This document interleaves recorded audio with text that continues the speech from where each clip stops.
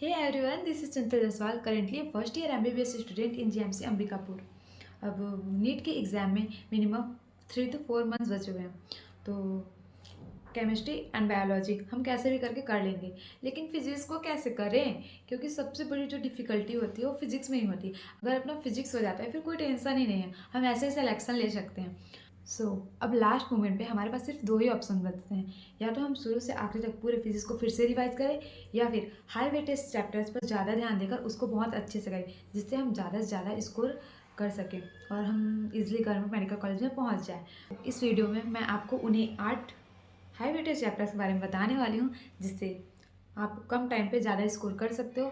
और इसके साथ साथ लास्ट में आपको एक ऐसा टिप बताने वाले हैं जिससे आप इजीली 120 प्लस स्कोर कर सकते हो। So without wasting your time let's get started. High weightage chapters में जो हमारा फर्स्ट चैप्टर आता है वो है यूनिट एंड डायमेंशन।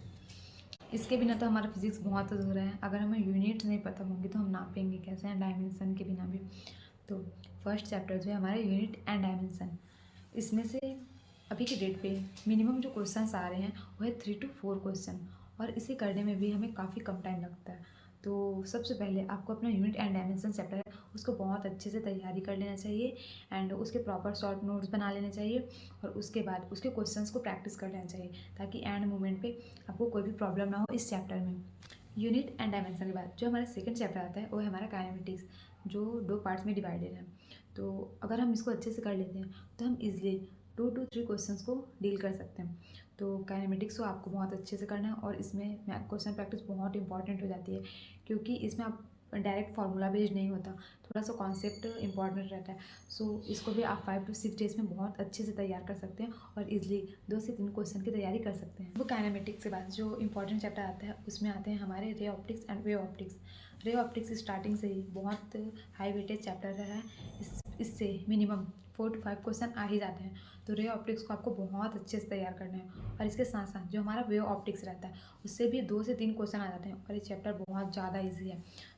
आप इन दोनों चैप्टर को बहुत अच्छे से करो, ताकि आप इजली 6 to 7 क्वेश्चंस को इजीली डील कर। के बाद जो हमारा सबसे अच्छा पोर्सन आता है वो है हमारा मॉडर्न फिजिक्स।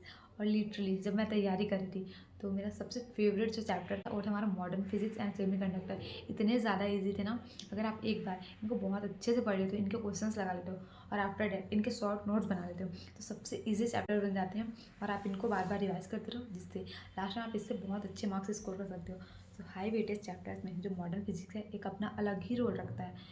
इसको बिल्कुल भी ना छोड़ना और बहुत अच्छे से तैयार करना। और इसके साथ साथ जो हमारा सेमी कंडक्टर है उससे तो 2 से 3 क्वेश्चन पर ईयर आता है, और उसमें से जो एक क्वेश्चन है लॉजिक गेट वो तो कंफर्म है, अभी से हर ईयर आ रहा है, तो इस ईयर भी पक्का आएगा जो हमारा लॉजिक गेट है। तो उसको भी बहुत अच्छे से तैयार करना, और सेमी कंडक्टर चैप्टर्स का भी प्रॉपर नोट्स बना लेना, ताकि आप उसको बार बार रिवाइज करते रहो। उसके बाद हमारा छोटा सा चैप्टर आता है इलेक्ट्रोमैग्नेटिक वेव्स। तो इसमें बेसिकली फार्मूला है और 1-2 फार्मूला है, अगर आप उसको अच्छे से कर लेते हो तो आप इजीली 1 से 2 क्वेश्चन इससे आते हैं, इसको इजीली डील कर सकते। उसके बाद आता है हमारा करेंट इलेक्ट्रिसिटी। मेरे लिए वो भी बहुत अच्छा था, क्योंकि जब मैं कोटा में थी तो स्टार्टिंग में हमारा करंट इलेक्ट्रिसिटी ही हुआ था। तो एक टाइप से इसको इतना बार मैंने पढ़ लिया था कि पूरा हर चीज़ मेरे को याद हो गया था।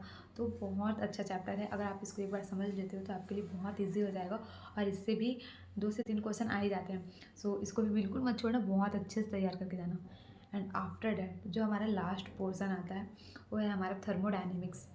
बच्चों के बहुत हार्ड लगता है, क्योंकि अगर आप स्टार्टिंग में समझते नहीं हो तो आगे और डिफ़िकल्ट होते जाता है। तो अगर आपने इसको बहुत अच्छे से समझ लिया है तो फिर बहुत इजी हो जाए आपके लिए। तो थर्मोडायनेमिक्स को भी बहुत अच्छे से करना, और इससे भी 4 to 5 क्वेश्चन आ ही जाते हैं KTG को मिला करके। ये थे हमारे 8 high weightage chapters. And high weightage chapters का मतलब ये नहीं है कि आपको सिर्फ इन्हीं को करना है, इसके अलावा आपको कुछ नहीं करना, बल्कि हाई वेटेज चैप्टर्स का मीनिंग ये है कि आपको इन चैप्टर्स पर बहुत ज़्यादा फोकस करना है। एंड मोमेंट पे आपका कोई चैप्टर छूटे तो कोई फिक्र नहीं, लेकिन ये चैप्टर्स आपके हाथ में होने चाहिए, एंड बहुत अच्छे से होने चाहिए। अब लास्ट पॉइंट आता है हमारे टिप के बारे में, कि ऐसे कौन सी टिप है जिससे आप इजली 120 प्लस स्कोर कर सकते हो, एंड आपका जो प्रिपरेशन है फिजिक्स के उसमें 4 चांद लग जाएंगे।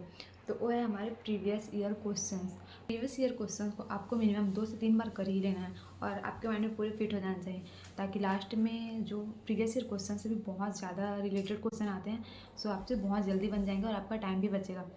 सो ये थे हमारे टिप्स एंड हाई वेटेज। अब हाई वेटेज चैप्टर जानने के बाद अगर आपको ये जानना है कि फिजिक्स को आखिर पढ़े कैसे, तो फिर राइट वीडियो पे क्लिक कीजिए। और अगर मोटिवेशन चाहिए कि आफ्टर सिलेक्शन क्या क्या होता है एंड वाइट कोट सेरेमनी हमने क्या सेलिब्रेट किया, लेफ्ट वीडियो पे क्लिक कीजिए।